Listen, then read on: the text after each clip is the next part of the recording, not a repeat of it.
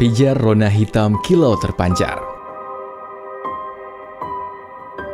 Membuka tabir di balik pekatnya manis dan mengusik. Memilih terseduh tanpa memandang kasta. Sebuah kopi yang mencintai pahit atas dirinya. Namun, meninggalkan candu untuk merindu. Dialah Kopi Kahyanga.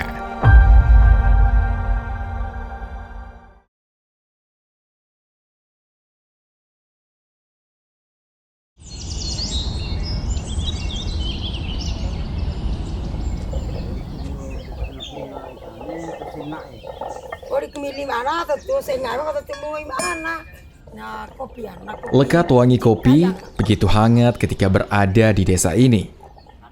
Pagi diawali aktivitas yang hanyut dengan bising melodi seruput bersahut-sahutan.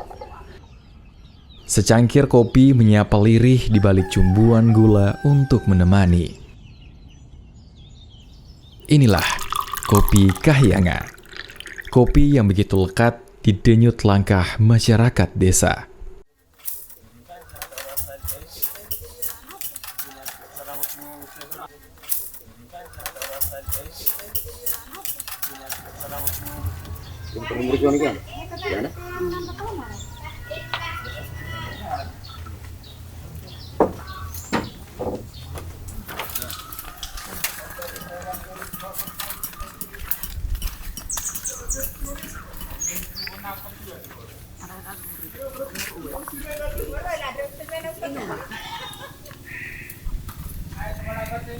Sebagai desa wisata, Desa Kahyanga memiliki landscape yang menarik untuk dieksplor.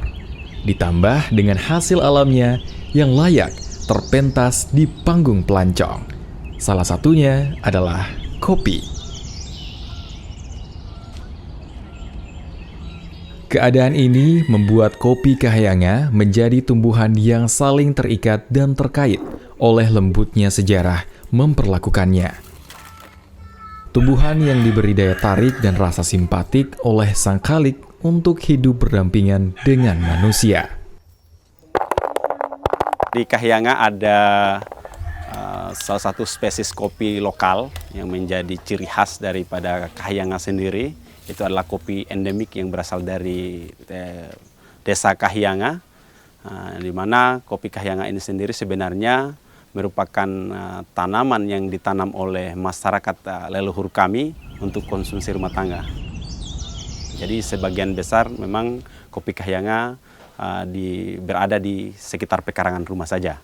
Saat itu kebutuhannya adalah kebutuhan konsumsi rumah tangga. Namun kebelakangan ini karena melihat kopi Kahyanga ini memiliki nilai dan cita rasa yang berbeda, yang unik dari kopi-kopi yang lain. Akhirnya banyak konsumen yang datang berwisata di Wakatobi dan mampir di Kahyanga, ini dianggap menjadi sebuah produk yang bisa menjadi unggulan di Desa Kahyanga. Kopi Kahyanga sebelumnya hanya bisa dijumpai di pekarangan rumah. Hal ini dikarenakan masyarakat secara umum belum menganggap biji kopi sebagai nilai tambah ekonomi keluarga. Sehingga oleh masyarakat, tak ubahnya hanya sekadar dinikmati sebagai konsumsi rumahan.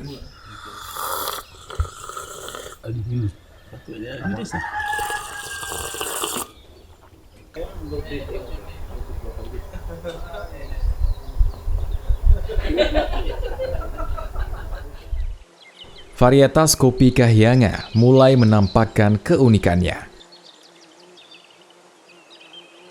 Merangkak tumbuh di lahan dengan kontur tanah bebatuan berkapur, karena sejatinya Tomia merupakan bumi arkipelago, yakni dataran yang terbentuk oleh gugusan-gugusan pulau.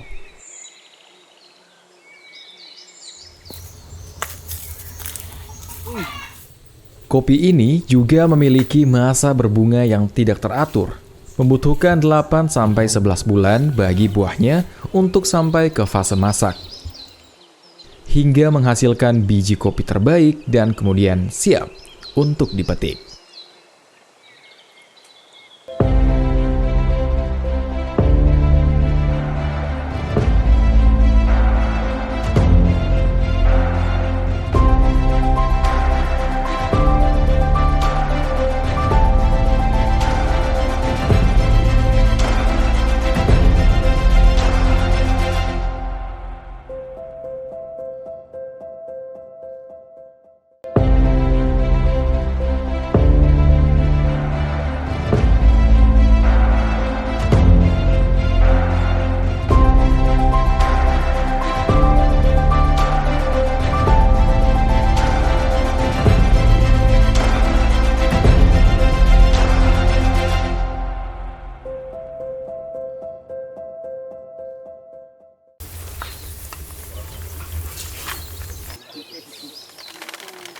Dibutuhkan penelitian yang lebih mendalam tentang jenis kopi ini. Sejatinya, kopi Kahyangan tak bisa dikatakan jenis Robusta ataupun Arabica karena adanya perbedaan di berbagai ciri-ciri spesifik.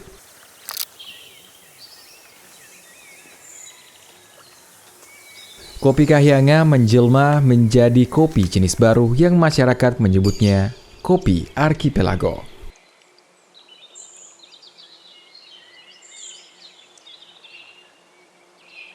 Sejak tahun 2015, kopi lokal ini mulai diperkenalkan ke pasar dengan mengangkat brand nama desa yaitu Kopi Kahyangan.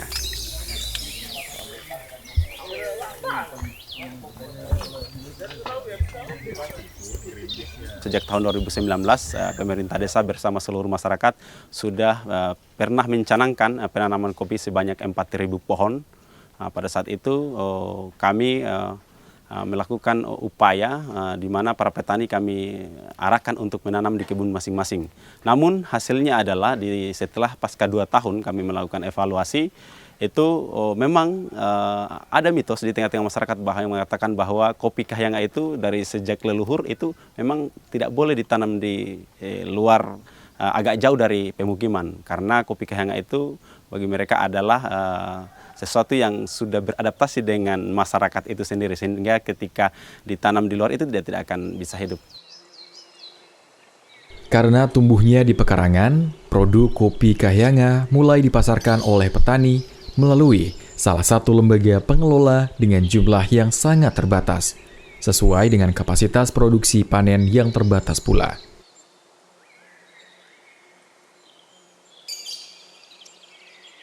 Dalam pengelolaannya, sejak dari proses perawatan, panen, dan pengolahannya, oleh masyarakat dan petani lokal masih mempertahankan teknik yang bersifat tradisional, demi menjaga kualitas dan cita rasa yang dihasilkan. Untuk proses panen atau proses pengambilan buah itu memang diprioritaskan untuk pemetikan merah. Dalam arti bahwa yang dipetik itu harus betul-betul matang dan masak dalam kondisi di pohon.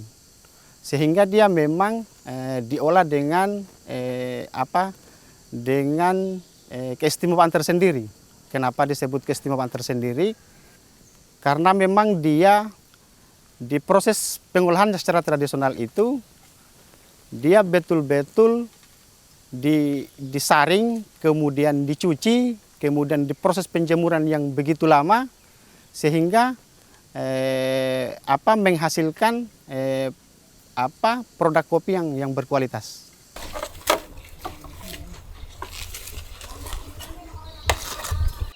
Kopi Kahyangan mengandung banyak kafein, sekitar 2,7%, dibandingkan dengan Arabica yang hanya 1,5% saja.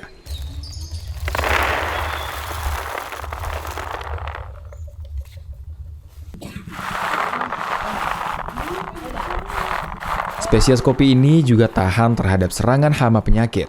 Sangat cocok untuk dijadikan sebagai kopi sustainable atau berkelanjutan, karena bisa dikelola secara organik.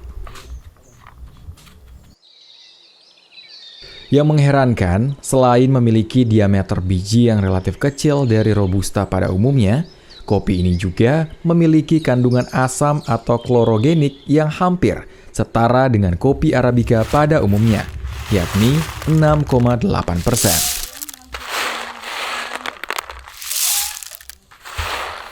Setelah menghasilkan buah yang kering, itu ditumbuk melalui alat tradisional. Kahyangan no bajinga sabara gante mai mo eno mai no si ite kopi. Untuk bentuk biji sejenis Robusta kopi Kahyangan itu memang salah satu keunikan tersendiri karena dia memiliki biji yang sangat kecil. Jadi biji sangat kecil yang di zaman masa Belanda dulu di VOC itu mereka biasa menyebutnya dengan kopi menir. Kenapa disebut kopi menir? Karena dia memang itu ditanam di daerah pekarangan yang hanya diprioritaskan untuk dikonsumsi oleh para menir pada saat itu, sehingga dia lekat disebut dengan kopi menir. Ete ana makan no pajere eno pajere na kopi.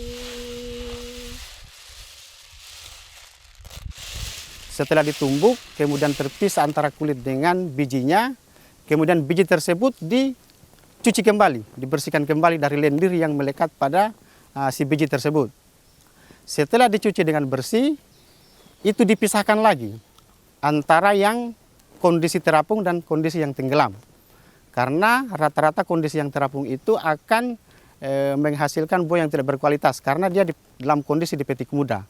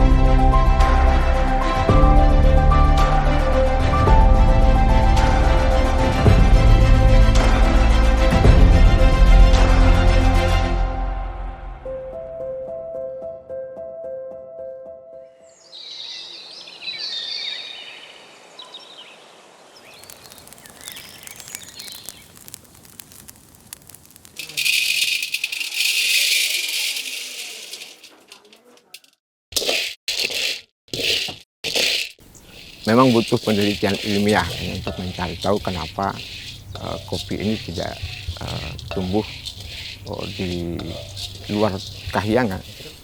Karena memang kopi ini sampai disebut kopi Kahyangan, memang tumbuhnya hanya di desa Kahyangan. Kalaupun keluar itu tidak jauh dari seputaran desa Kahyangan. Kopi ini juga pernah ditanam di wilayah barat, di wilayah Onemai. Dia hanya tumbuh tapi tidak berbuah. Nah, itu kopinya. Sehingga masyarakat meyakini bahwa memang kopi ini hanya ada dan hanya bisa tumbuh dan berbuah di desa Kahyangan.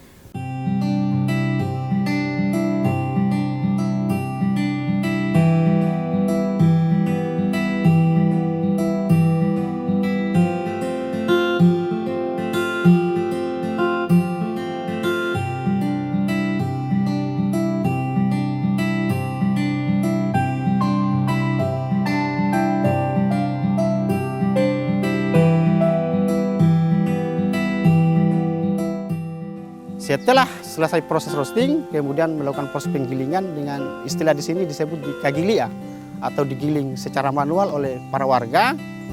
Nah, setelah itu disaring atau diayak kembali untuk menghasilkan hasil yang sehalus-halusnya untuk dibawa ke ruang produksi.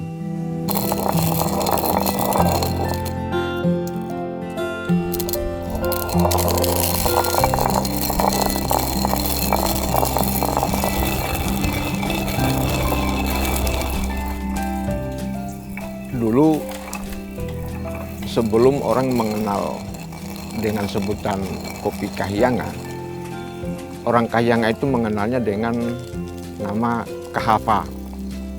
Itu berasal dari kata kahawa. Tetapi kami dari orang Kahyangan, dari cerita turun-temurun, itu lebih mengenalnya dengan kahava. Karena sejak dari awal diperkenalkan bahwa minuman ini adalah minuman yang sesuai dengan namanya, kahava, menembus sampai titik hawa nafsu. Dan nama itu bertahan cukup lama sampai kemudian nama trendingnya lebih. Orang mengenal dengan nama kopi, sehingga masyarakat kemudian menyebutnya dengan nama kopi Kahyangan, karena sumbernya dari desa Kahyangan.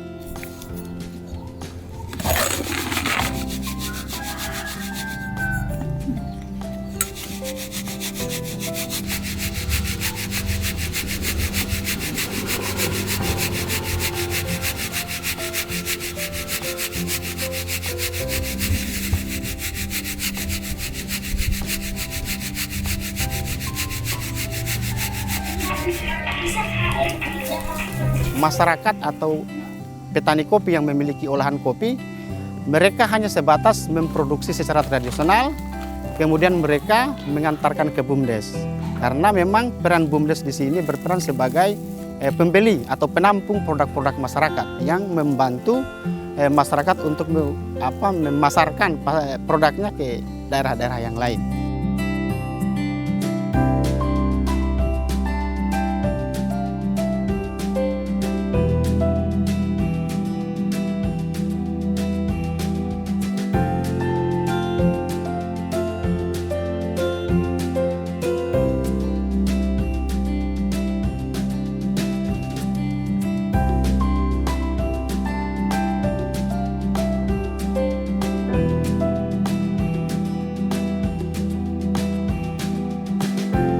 Dalam bentuk kemasan sendiri, kemasannya itu kami memang sengaja membuat brand atau bentuk kemasan yang bahasanya itu semua berbahasa asing. Itu memang kami lakukan karena memang strategi dasar awal kami itu adalah kami lebih mempublikasikan ini ke dunia internasional.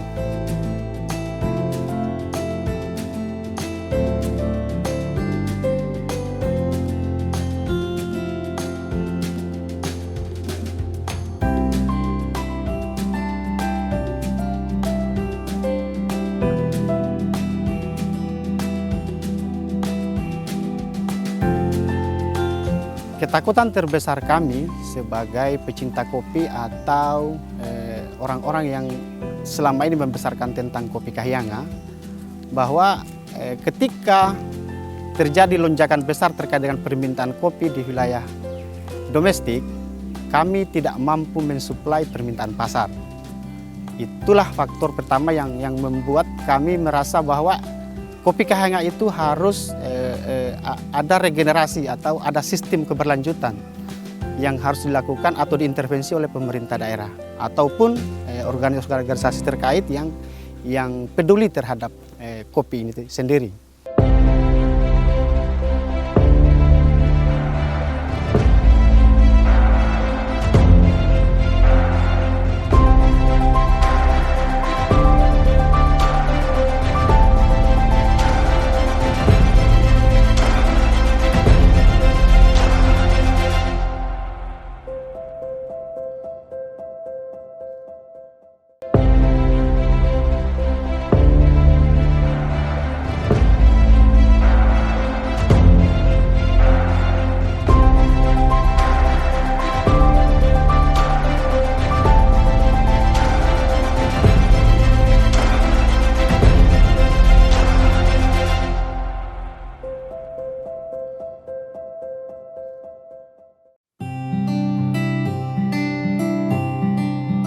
Layaknya sebagai kopi dengan varietas lain, kopi Kahiyanga harus menjadi komoditi unggulan desa dan menjadi indeks geografis daerah Wakatobi yang penting untuk dilestarikan dengan prinsip keberlanjutan.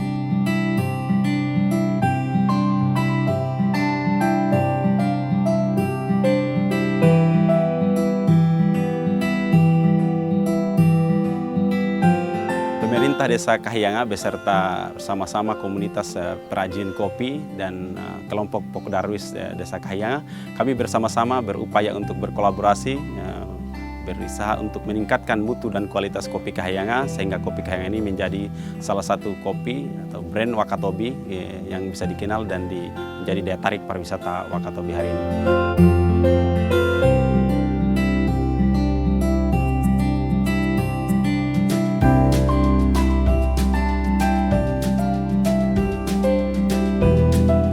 Untuk menikmati kopi Kahiyanga itu tidak semudah kita mau menikmati sejenis kopi-kopi yang lain. Karena untuk kopi Kahiyanga sendiri itu kita akan bisa nikmati ketika teman-teman atau saudara-saudara atau para wisatawan hadir ke Desa Kahiyanga untuk melihat sendiri keadaan geografis Desa Kahiyanga, kondisi budaya masyarakat Kahiyanga, untuk mendapatkan kesan sehingga mendapatkan hadiah atau kenang-kenangan dari masyarakat Desa Kahyangan, yaitu kopi Kahyangan.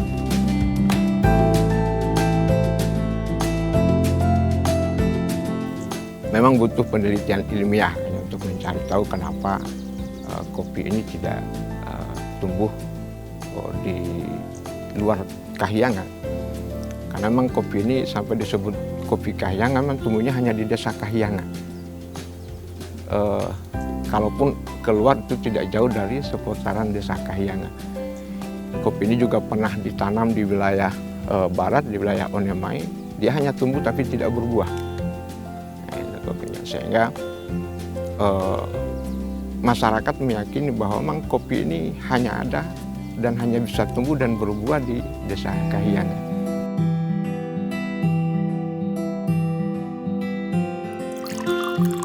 Kopi Kahyangan juga sudah dikenal di Wakatobi, seluruh kedai-kedai sop kopi yang ada di Wakatobi khususnya itu sudah ada varian kopi Kahyangan ketika kita ingin memesan kopi Kahyangan. Nah, itu juga sudah bisa dibilang semua sosok kopi di Wakatobi itu sudah ada menu-menu tentang kopi Kahyangan ini.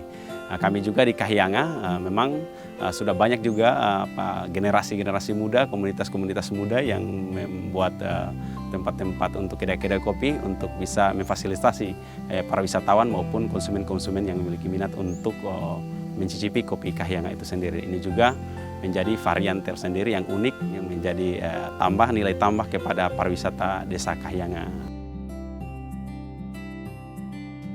Bermula tumbuh merekah di pekarangan rumah, terbesit kebimbangan akan denyut kopi Kahyangan.